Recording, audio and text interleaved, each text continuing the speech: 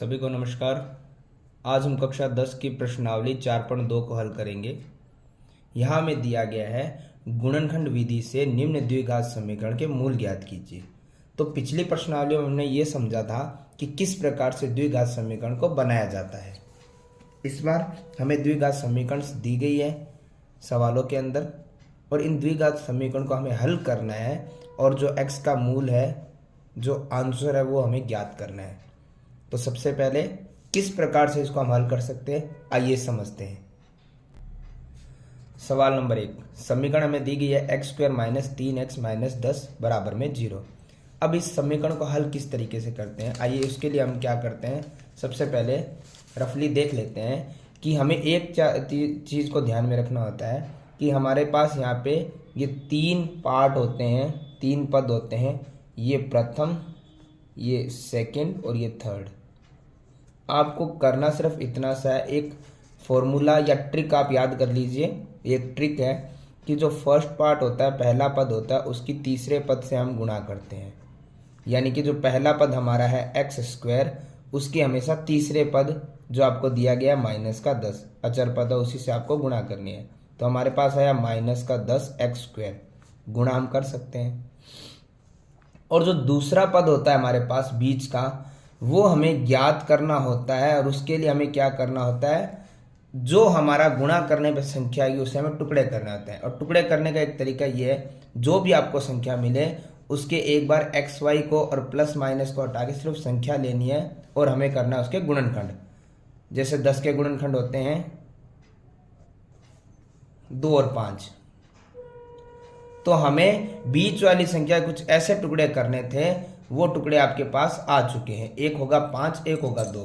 अब किसी को भी आगे रख सकते हैं, किसी को पीछे रख सकते हैं, लेकिन उसके लिए एक चीज़ हमें ध्यान करनी पड़ेगी। गुणा करने पे पहले और तीसरे पार्ट को गुणा करने पे जो संख्या आई उसका हमने गुणनखंड कर लिया और उसके 2 भाग हमारे पास सामने आ गए हैं। लेकिन इसे हमें कुछ इस प्रकार से लिखना, आप 2 को और 5 को किसी को भी आगे पीछे लिख सकते हो। अब हमें देखना है कि बीच वाली संख्या के साथ x था, वो x हमें लगा देना है। अब हमें एक चीज ध्यान रखनी है कि इसके निशान किस प्रकार आएंगे। तो समीकरण को हमें यही देखना है, आपके यहाँ पर माइनस है और 3 आ रहा है, तो हमें पता होना चाहिए कि हमें आंसर माइनस में चाहिए और 3 आना चाहिए। सिंपल सी बात, 3 जब आएगा जब 5 में से 2 घट जाएगा, और माइनस भी हमें चाहिए। तो हमें एक चीज ये ध्यान रखनी है कि माइनस आएगा बड़ी संख्या के आगे और छोटी संख्या के आगे क्या आ जाएगा, प्लस। तो माइनस प्लस माइनस हो जाएगा और 5 में से 2 जाने पे 3x बच जाएगा, और बड़ी संख्या माइनस की है तो आंसर हमारा ये आ जाएगा। ये जैसे जैसे सवाल आगे बढ़ते रहेंगे ये चीज़ आपको आसान लगेगी। पहले इस ट्रिक को थोड़ा ध्यान रखिए कि आपको हमेशा पहले पद की तीसरे पद से गुणा करनी है। बाद में ये टुकड़े करने वाला भी आपको समझ में आ जाएगा। तो अभी हमारी जो समीकरण बनी है वो ये है कि आपको लिखते वक्त सबसे पहले वाला पद वैसे का वैसे लिखना होता है, तीसरा पद वैसे का वैसे लिखना होता है, और बराबर से आगे तो 0 था ही। बीच वाले के टुकड़े हम गुणनखंड के द्वारा करते हैं, जो आपके पास आ गया। आप 2 गुणा 5 लिखिए या 5 गुणा 10, 2 लिखिए, दोनों का आंसर आना 10 ही है। तो आप किसी को भी आगे किसी को भी पीछे रख सकते हैं। जैसे मान लीजिए मैंने रख दिया है आगे 5 को और पीछे रख दिया 2 को। आप 2 को आगे और पीछे 5 को भी रख सकते हैं कुछ इस प्रकार से, 2x और 5x। और ये x इसके साथ इसीलिए आया है क्योंकि यहाँ पे बीच वाली संख्या के साथ x था। हमें पता है हमें उत्तर माइनस का चाहिए, तो माइनस अगर यहाँ है तो बड़ी संख्या का माइनस आएगा, यहाँ प्लस है तो बड़ी संख्या का क्या आएगा, प्लस आएगा। और हमें घटाना भी है लास्ट में, तो माइनस के साथ हम माइनस लगाएंगे तो प्लस हो जाएगा, लेकिन प्लस माइनस क्या आता है, माइनस। अब हमें ध्यान रखना हमारे पास 3 जो पद थे उससे 4 पद हो गए हैं। अब करने का तरीका बड़ा आसान है। हमें सबसे पहले 2 पदों को लेना है, फिर 2 पदों को लेना है। यदि यहाँ पे कुछ कॉमन आ रहा है तो बाहर निकालना पड़ेगा, और कुछ ना कुछ कॉमन तो मिल जाता है। जैसे हम ध्यान से देखते हैं, यहाँ पे x² है, यहाँ पे x² नहीं पर एक सिंगल x तो कॉमन मिल गया है। सिंगल x कॉमन मिलेगा तो हम ध्यान से देखते हैं कि x² में से एक सिंगल x चला गया तो कितना बचेगा, 1x, प्लस x से x चला गया कॉमन तो क्या बचेगा, 2। यहाँ जो निशान है वो हमने बाहर लिया। अब इसमें x कॉमन नहीं आ रहा है, लेकिन 5 और 5 का पाड़ा इसमें भी चला जाएगा तो क्या कॉमन आ रहा है, 5। तो 5 से 5 चला गया तो क्या बचेगा x। और जब बाहर माइनस हो अंदर माइनस हो तो निशान बदलते हैं, माइनस और माइनस क्या हो जाता है प्लस। और 5 के पहाड़े में 10 कितनी बार आता है 2 बार। बराबर में कितना आया था हमारे पास, बराबर में था 0। एक चीज हमें ध्यान देनी होती है कि जब आपका ब्रैकेट एक जैसा आ रहा है तो उसको हम कॉमन ले सकते हैं। कॉमन इस प्रकार से लेंगे हम। अब यहां पर हम देखते हैं कि हमने x+2 कॉमन ले लिया तो यहां पे x तो बचेगा वैसे का वैसे। अब x+2 कॉमन चला गया है तो उसे हम दोबारा नहीं लिखेंगे। माइनस का 5 यहां रहा, x+2 तो कॉमन आ चुका है तो बराबर में क्या आएगा 0। अब हमें x के मूल ज्ञात करना है। x के मूल ज्ञात करने का हमें यहाँ पे क्या लिखना है, यहाँ पे x दो तरफ मिल रहा है हमें तो हम लिखेंगे या तो ये रहेगा x+2 बराबर में 0 आएगा या फिर आएगा x-5 बराबर में 0। तो x है बराबर में ये प्लस का 2 उधर जाएगा तो किसका हो जाएगा माइनस का, और x है ये माइनस का 5 उधर जाएगा तो किसका हो जाएगा प्लस का। तो x के मान या तो आएगा -2 या आएगा +5। तो इस प्रकार पहले की पहली समीकरण हमारी होती है कंप्लीट। समीकरण नंबर 2, समीकरण हमें दे दी गई है। अब सबसे पहले हमारा काम क्या होता है, पहले पद को तीसरे पद से गुणा करना। तो पहला पद, दूसरा पद और तीसरा पद। यहां तक मुझे लगता है आपको एक ट्रिक तो समझ आ गया कि पहले पद जो हमारे पास है 2x² उसकी गुणा करनी है -6 से। तो ध्यान से देखिए यहाँ पर 2 की गुणा 6 से करेंगे तो आएगा 12, और यहाँ पे है माइनस तो माइनस और x² का x²। हमें क्या करना है, एक बार 12 के गुणनखंड करने हैं। तो 12 गुणनखंड क्या बनते हैं, 2 से 6 बार गया 12, 2 से 6 3 बार गया और 3 से 3 एक बार गया। तो ध्यान से देखेंगे तो यहाँ पे बन रहा है 2 दूना 4 और 3, ये इसके कुछ टुकड़े बन रहे हैं। अब हमारा जो सेकंड काम होता है उसे थोड़ा सा समझिए। पहला तो हमें समझ आ गया कि पहले पार्ट की यानी पहले पद की तीसरे पद से सिर्फ गुणा करनी है और फिर उसका हमें लेना पड़ता है लघुत्तम। अब हम ध्यान से देखें, जो x² था उसका भी लघुत्तम हुआ था, x² का लघुत्तम हो गया x। अगर आपको यहाँ से ये याद नहीं रहे तो आप याद रखना हमेशा, ये हम जो टुकड़े कर रहे हैं बीच वाले दूसरे पार्ट के लिए कर रहे हैं। तो बीच वाले पार्ट में अगर यहाँ पे x है y है जो भी है आप वो दोनों तरफ लिख देंगे। तो हमारे पास आ गया है 4x और 3x। अब मैंने आपको बोला था आप यहाँ वाला निशान देखेंगे, यहाँ वाला निशान किसका है प्लस का है, तो आप जो बड़ी संख्या होती है उसका क्या लगा दोगे प्लस। अब हमें क्या करना है, यहाँ पे सिंगल x चाहिए और 4x में अगर मैं 3x प्लस कर दूंगा तो 7x हो जाएगा, और हमें यहाँ पे कितना 1x चाहिए। तो मैं यहाँ किसका निशान लगाऊंगा माइनस का। वो हमें यहाँ देख के लगाना पड़ेगा कि हमें x या y कितने चाहिए। तो अब देखिए 4x में से 3x प्लस माइनस माइनस होगा तो 1x बचेगा और वो भी प्लस का। तो इस प्रकार से ये टुकड़े होते हैं जिनको हमें ध्यान से समझना पड़ेगा। तो अब ध्यान से देखते हैं, पहला पद और तीसरा पद वो रहता है सेम। बीच वाले पद जो सिंगल होता है उसको डबल कट करने के लिए हम क्या करते हैं, इस प्रकार से टुकड़े करते हैं। और हमारे पास अभी टुकड़े हैं प्लस का 4x और माइनस का 3x। जो मैंने आपको बोला था कि आप आगे पीछे भी कर सकते हैं। अगर आप इसे आगे और इसे पीछे रख देंगे तो कोई फर्क होता नहीं है। जैसे इसमें मैंने बताया था 5 को आगे और 2 को पीछे रख दीजिए, कोई फर्क नहीं होता है। वैसे इसके अंदर आप 3 को आगे और 4 को पीछे रख सकते हैं, लेकिन निशान यही रहेंगे इनके। तो अब हमारे पास ध्यान से देखिए 3 पद थे, 4 पद बन गए, पहले 2 पद अलग, आखिरी के 2 पद अलग। कुछ कॉमन आ रहा है, सिर्फ कॉमन लेना है। तो सबसे पहले तो xy हम देखते हैं, यहाँ पे x² और यहाँ पे सिंगल x है तो सिंगल x कॉमन आ जाए। कॉमन का मतलब ये होता है जो दोनों पदों में आ जाए। x² अगर हम कॉमन लेते हैं तो यहाँ पे x² नहीं आ रहा, लेकिन x यहाँ आ रहा है और यहाँ भी एक सिंगल x तो कॉमन आ जाएगा। अब नंबर देखते हैं, 2 यहाँ तो कॉमन आ ही जाएगा, 2 का भाग इसमें भी चला जाएगा तो 2 दोनों तरफ क्या आ गया कॉमन। तो 2 से 2 तो चला गया, x² था, सिंगल x चला गया तो कितना बचेगा एक सिंगल x, फिर है प्लस 2 से 4 जाएगा 2 बार, यानी कि 4 में 2 का भाग लगाना है। x से x कॉमन चला गया तो क्या बचेगा कुछ नहीं, फिर माइनस, और यहाँ पे हम देखते हैं क्या कॉमन आ रहा है, 3 का पड़ा इसमें और इसमें दोनों में चला जाएगा।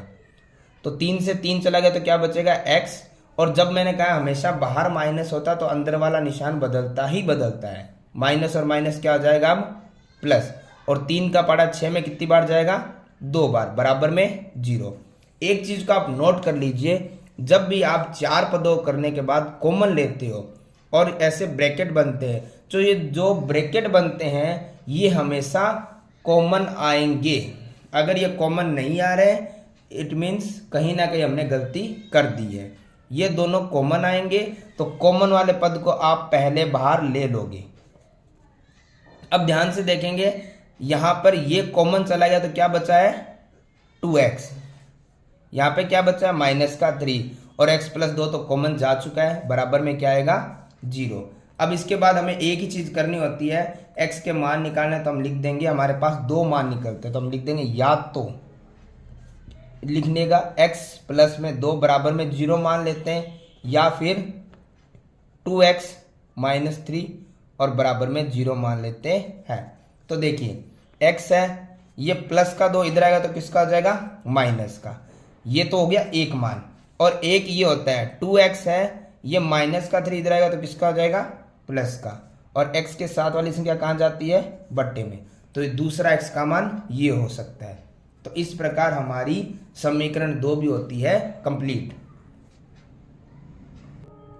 समीकरण नंबर 3, समीकरण आपको दे दी गई है, इस बार अंडरूट वाले सवाल है तो थोड़ा ध्यान से हम समझेंगे। पहला तो वही जो हम रेगुलर कर रहे हैं, हमारे प्रथम सेकंड और थर्ड ये तीनों पद हमें मिल चुके हैं। पहला काम हमें क्या करना होता है, पहले पद की तीसरे पद से गुणा करनी होती है और उनको एज इट इज आगे वाली लाइन में लिखना तो होता ही होता है। बीच वाले पद को अभी हम नहीं लिखते हैं। तो हम देखते हैं कि दोनों की गुणा करनी है, तो गुणा करने के लिए थोड़ा ध्यान से हम देखेंगे। हमारे पास है √2x² और मल्टीप्लाई में किसको करना है हमें तीसरे पद को, जो हमारे पास है 5√2। अब हम ध्यान से देखते हैं कि यहाँ पे पहले हम क्या करते हैं, अंडर रूट से मल्टीप्लाई कर देते हैं और संख्या की संख्या से। तो यहाँ पे √2 की गुणा √2 से करेंगे तो हमें पता है √2 गुणा √2 कितना होता है 2 होता है, क्योंकि आपको पहले ही बता रखा जब सेम अंडरूट की सेम अंडरूट से गुणा होती है अंडरूट हट जाता है, नंबर आ जाता है। अन्यथा आप ऐसे भी कर सकते हैं, √2 की गुणा √2 से हो जाएगा 2 दूना 4 और 4 का वर्ग मूल निकलता है 2। तो ये दोनों गुणा होने के बाद अब हमारे पास बचा x² और 5 और x² की जब हम गुणा करेंगे तो ये आएगा 2 5 10 और x² का x², यानी कि हमारे पास संख्या क्या है 10x²। अब हमें इसके क्या करने हैं गुणनखंड। 10 के गुणनखंड तो हमने पहले भी करके देख रखे हैं, आप फिर करके देख सकते हो। तो 10 के गुणनखंड आते हैं 2 गुणा 5, इसको हम 2 गुणा 5 लिखे या 5 गुणा 2 लिखे, फर्क कोई नहीं पड़ता, ये भी मैंने आपको बता रखा है। और इसके साथ में आपके जो बीच वाले पद का जो चर पद होता है उसका जो होता है xy वो आपका साथ में लग जाएगा। तो हमारे पास है x, तो दोनों तरफ x लगा देंगे। तो हम लिखेंगे क्या, बीच का हमारा पद एक आया 2x एक आया 5x, ये हम यहां भी लिख सकते हैं सीधा कि एक आया 2x और एक आया 5x। दिक्कत ये है कि निशान कौन सा लगाएं। तो आपको मैंने पहले ही बताया था कि जो बड़ी संख्या के आगे निशान होता है वो, माफ कीजिएगा, जो आगे संख्या के आगे निशान होता है वो बड़ी संख्या के आगे लग जाता है। पहली चीज हो गई है ये। अब हमें देखना है कि हम दूसरे वाला निशान क्या लगाएं। तो वो यहां से कंफर्म होता है कि 1 हो गया प्लस 5 और 2 को अगर मैं प्लस करता हूं तो आएगा 7। तो मुझे पता है प्लस ही करना पड़ेगा तभी 7 आएगा, तो दूसरे के आगे भी क्या आ जाएगा प्लस आ जाएगा। अब 4 पद हो चुके हैं, तो पहले 2 आखिर के 2 कॉमन देखते हैं हम। कॉमन देखिए क्या आ रहा है, यहां पे हमें एक चीज थोड़ा सा ध्यान देनी पड़ेगी, क्योंकि ऐसे सवाल हमें थोड़े से कंफ्यूज करते हैं। जब कुछ कॉमन नहीं मिल रहा है तो हम एक प्रकार से ये देख सकते हैं कि अंडरूट की संख्याओं को कॉमन हम कैसे ले सकते हैं। उसके लिए आपको पता है एक लाइन एक्स्ट्रा भी लिख सकते हैं हम, √2x² है प्लस में ये 2 जो है हमने पहले भी सीखा था कि अंडरूट की 2 की गुणा √2 से करने पे हमारे पास आया था सिंगल 2, और ये कैसे आता है आपने समझ रखा है। अगर ये दे रखा है तो क्या हम इसको इस रूप में नहीं लिख सकते, जब इसका उत्तर ये होता है इसके बराबर होता है तो ये इसके बराबर होता है, दोनों एक दूसरे के बराबर है। और अगर हमारा सवाल अंडर रूट में है तो हम संख्या को किस में ले आएंगे अंडर रूट में। तो 2 को हम क्या लिख सकते हैं, √2 गुणा में √2। तो हम लिख देंगे यहाँ पे √2 गुणा में √2। और साथ में क्या आ रहा था हमारा, वहां पे x आ रहा था, तो हम वो x साथ में लिख देंगे। फिर आ रहा था प्लस, यहाँ पे तो हमें पता है 5x, उसमें तो कुछ कॉमन आने, उसमें तो कुछ हम टुकड़े कर नहीं सकते। बाकी प्लस का 5√2 ये अकेला है। अब हम कॉमन देख लेते हैं। पहला पद ये इतना पूरा है क्योंकि ये 2x के साथ में था। तो अब देखें √2 दोनों में कॉमन आ रहा है। उसके अलावा x² है, ये सिंगल x है, ये भी दोनों में कॉमन आ रहा है। तो √2 चला गया, x² में से 1 चला गया तो बचेगा 1x प्लस √2 से √2 कॉमन चला गया। अब हमारे पास यहाँ पे क्या बचा है, x भी x से कॉमन चला गया तो क्या बचेगा √2। ऐसे देख सकते हो आप, √2x चला गया तो क्या बचेगा, एक सिंगल √2 प्लस में यहाँ पे क्या कॉमन आ रहा है, यहाँ पे देखिए 5 दोनों तरफ आ रहा है। बाकी x और दोनों संख्याएं बराबर नहीं आ रही है, तो देखते हैं हम 5 से 5 जाएगा तो क्या बचेगा x प्लस 5 से 5 चला जाएगा तो क्या बचेगा √2 बराबर में क्या आ गया 0। दोनों ब्रैकेट सेम बनेंगे, वो आ जाएंगे कॉमन। तो √2x है, ये संख्या पूरी ब्रैकेट से कॉमन चलेगी। फिर बच रहा है प्लस का 5 और √2 से पूरा ब्रैकेट क्या आ गया कॉमन बराबर में 0। अब हम क्या लिख सकते हैं, x के मान या तो आएगा x का मान x प्लस में √2 बराबर 0 के, या आएगा √2x प्लस 5 बराबर 0 के। तो देखिए x है, ये प्लस का √2 इधर आए किसका हो जाएगा माइनस का, और वैसे ही ये रहेगा √2x है बराबर में प्लस का 5 इधर आए किसका हो जाएगा माइनस का, और x के साथ वाली संख्या कहाँ चली जाएगी बट्टे में। तो इस प्रकार से x के मान निकल जाएंगे। समीकरण नंबर 4, समीकरण आपको दे दी गई है 2x² - x + 1/8 और = 0। अब हमें पता है कि जब बट्टे वाली समीकरण होती है, ये हमने पहले भी हल करके इसको आसान सिंपल तरीके से बनाया था। इसके लिए हम क्या करते हैं, किसी भी पद, पहले के, दूसरे के या तीसरे के, किसी भी पद के बट्टे में अगर कोई संख्या है तो हम क्या कर सकते हैं, बाकी के बट्टे में भी संख्या लगा सकते हैं और हमेशा 1 लगा सकते हैं। और सभी का हम क्या ले सकते हैं, एलसीएम। एलसीएम क्यों लेंगे, क्योंकि प्लस माइनस हो तो बट्टे वाली संख्या का सिर्फ हम एलसीएम ही ले सकते हैं। तो एलसीएम कितना आया, 1 और 8 का 8 आएगा।